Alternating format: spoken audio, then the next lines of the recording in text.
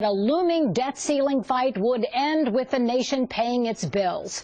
Thanks for joining us. I'm Colleen Marshall. It comes after a controversial farm bill passed Congress and was signed by the president. And there may be an agreement among House Republicans on a path to reform immigration. Is Washington starting to get along? Congressman Tiberi talked to us this week about compromise and where the battle continues. Even those in our party in the House who were strongly for the government shutdown have now acknowledged that we shouldn't shut down the government over the debt ceiling. That having been said, though, there is a lot of precedent for tying policy issues, particularly with respect to our economy, with respect to spending, to a debt ceiling increase, all the way back to when I was in high school. So for the president to say he's not going to negotiate is outrageous, quite frankly, and leads to, quite frankly, a lot of this dysfunction in Washington on other issues. But you're right, we will have no part of default. We still have concerns about raising the debt ceiling. There's no question about that, particularly when there's not a policy issue combined to it. But we're going to continue to work through this process, and hopefully the Senate will negotiate, but we're not going to default. Pat Tiberi says immigration reform will come when there is more trust between Congress. Leadership introduced some principles that has some broad support within our conference in the House.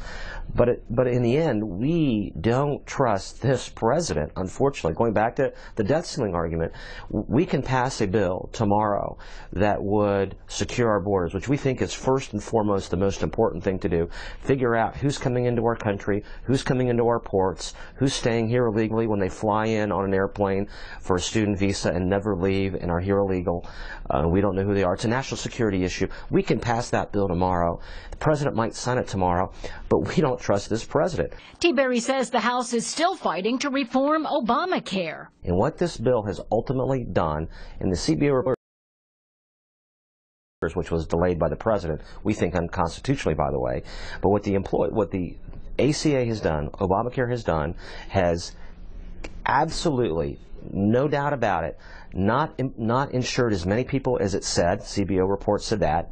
1 million less people in 2014 are not going to be insured through the Affordable Care Act. And at the end of the day, some of the people, including me and my family, who already had insurance, got kicked off their insurance, were forced into the exchange, and now are counted as part of the 3 million who are going to be into the exchange. So the incentives are all wrong, from the employer mandate to the 30-hour work week to the fact that we have adding $1 trillion in debt, and we're reducing our workforce, which is bad for Social Security and bad for Medicare. We can't do that with the way those programs are set up. Smallest workforce participation, labor participation in my lifetime. Incentives are all backwards.